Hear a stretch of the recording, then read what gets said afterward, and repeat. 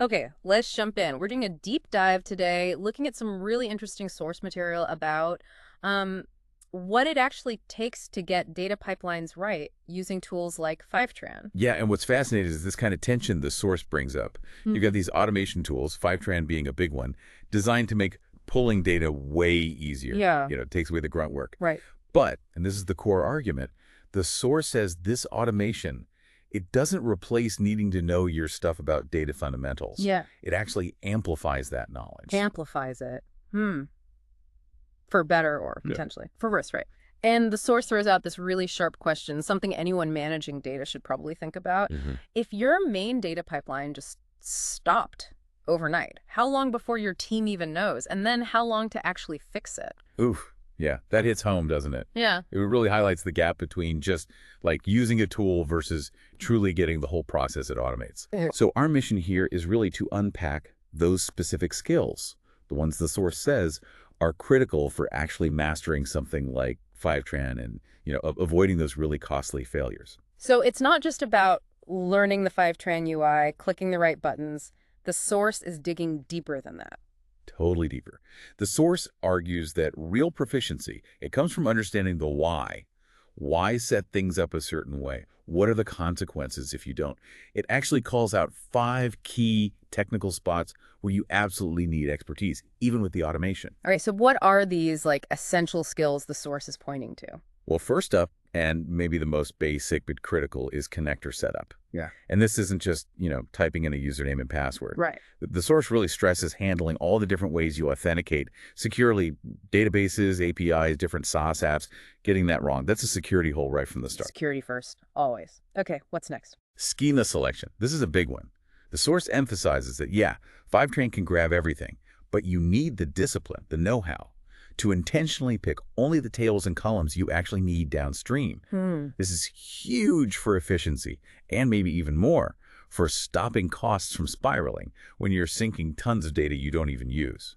I can see how just clicking sync all would be tempting, though, for simplicity. Oh, absolutely. Thank- And the source basically flags that as a super common and super expensive mistake. Yeah. Right after that comes understanding the sync strategy. Okay. Choosing, should this be incremental updates? Or do we need a full table resync? And that depends on the data source, how you're going to use the data later on. Which sounds like it connects straight into how often you sync things. Exactly. Frequency tuning. You've got to balance how fresh the business needs the data versus, well, system load and, crucially, your budget. The source is really clear. Syncing way too often without a real need.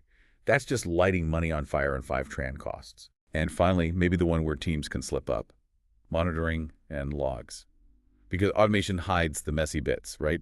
So the source hammers home that you have to actively watch sync statuses, understand the logs, and know exactly what you're looking for when inevitably something breaks. Right, because something always breaks eventually. Yeah. So beyond just the stitching part, does the source get into what happens like after the data actually lands in the warehouse? It does, yeah. It talks about understanding how Fivetran actually structures that data on the destination side.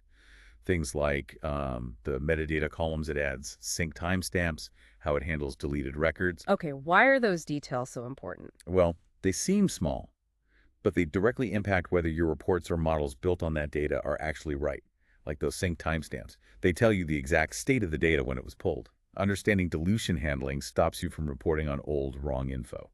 So even with automation, troubleshooting skills are still key. The source says they're maybe even more key. Basic stuff, comparing row counts, actually reading Fivetran's own logs, spotting subtle schema changes, that's your first defense when the automated alerts don't catch everything. Saves huge amounts of time when things go sideways. So the big picture takeaway here from the source, for anyone building data teams, it's that hiring, training, it needs to focus on these core data engineering ideas, not just how to use one specific tool. Precisely. You need folks who get the whole data lifecycle, from making that first secure connection all the way to making sure the data that lands is actually accurate and usable for whatever comes next. And the source doesn't pull punches about what happens if those skills aren't there, right? No, it's pretty direct. It links that lack of skills straight to real problems. Dashboards breaking down so people stop trusting the data, potential compliance issues if data gets mishandled, and very often. I mean, yes, cost. Yep. Big, unnecessary cost overruns. usually from bad choices around schema selection syncing too much or sync frequency syncing too often. Yeah, that cost thing is huge. It can just silently drain the budget if no one's really watching the configuration. Exactly right. So the source's main point is really that the teams building pipelines you can rely on, the efficient ones, they're the teams that understand these fundamentals and use tools like Fivetran to make their existing expertise better, not to try and replace it. That's how you get data infrastructure you can actually trust. Which kind of leads perfectly into this final thought the source leaves you mulling over. If automation means stuff is happening, behind the curtain without constant checks, Mhm. how are you really making sure that automation is good, that it's efficient, that it's not silently failing or costing way too much? Yeah, it forces you to ask, doesn't it? What level of trust do you really have in those automated data pipelines running things for your business right now? Are you sure they're doing the job right, efficiently, even when you're not actively looking? That's a really important question to sit with. Thanks for digging into this source material with us.